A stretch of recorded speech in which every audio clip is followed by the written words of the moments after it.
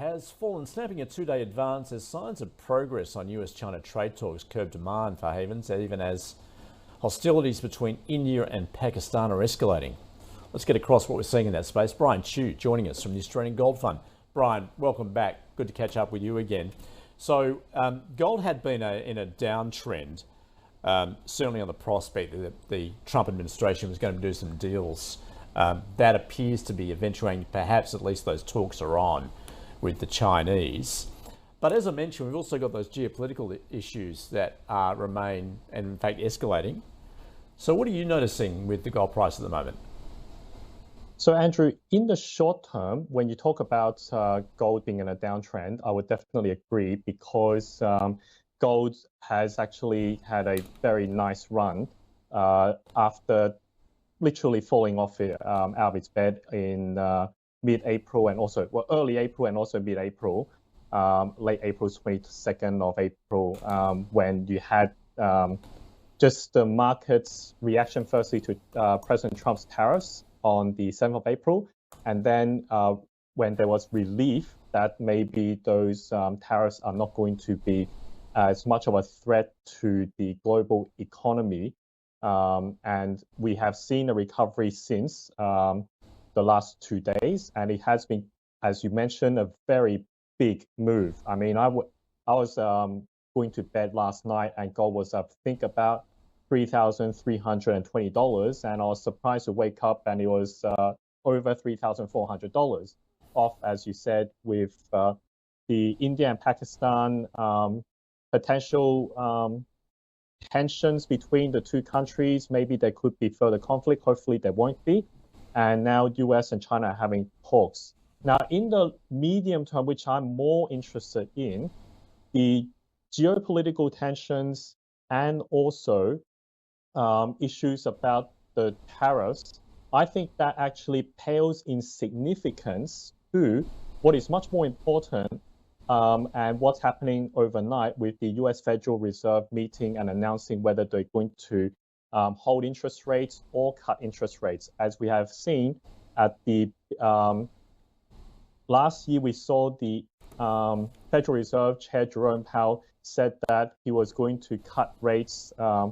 Initially, he said 6 times, then it became 3 times, and eventually they did actually follow through with 3 rate cuts. At the end of the year, with the election of President Trump, they said that they would hold interest rates for because they're expecting inflation. But now we've seen market weakness. There are concerns about the tariffs, and therefore there have been also expectations that maybe there could be a rate cut earlier than expected. Maybe not tonight, and that might be further putting pressure on the price of gold as we see in the short term. But in the medium term, I think gold is held up by a strong US dollar, a strong performance of gold against the US dollar index. US dollar index has fallen below 100 for the first time since, I think, 2022. And also it fell well below that for quite some time in the period before during the President Trump's first term.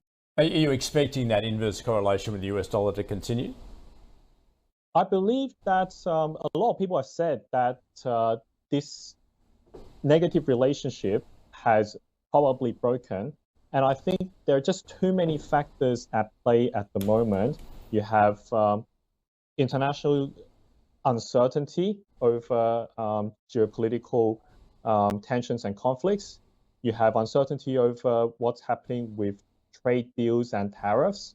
You also have mixed messages as to the state of the US economy, whether it is going to improve in the next 6 months or not.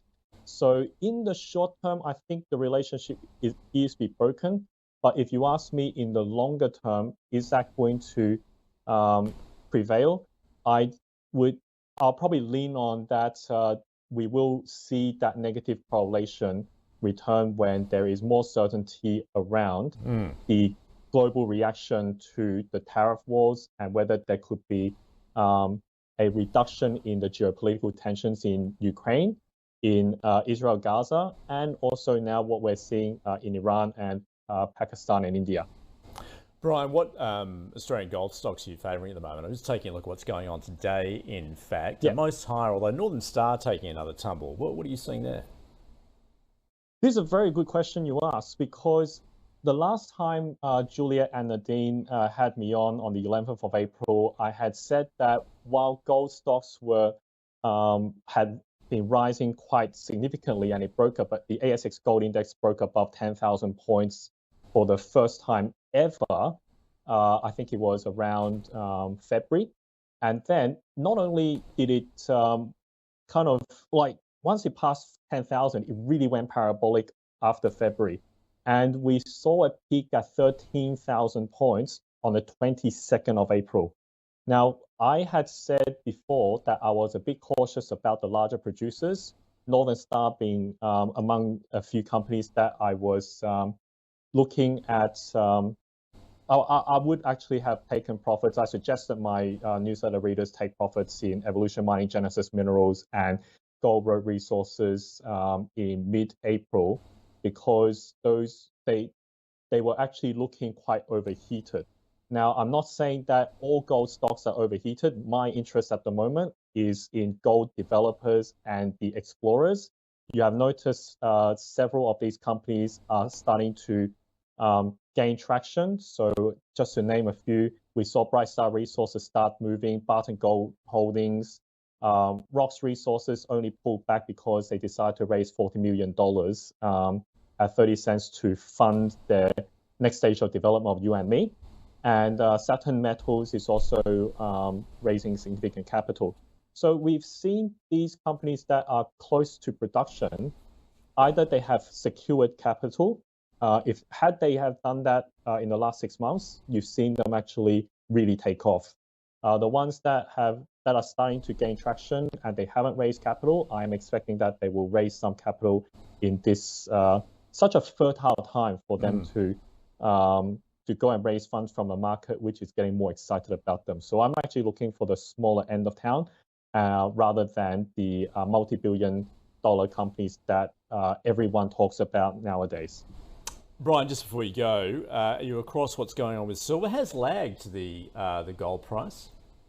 Yes, and I thought that it was interesting that the gold to silver ratio appears to now be locked at 100 to 1.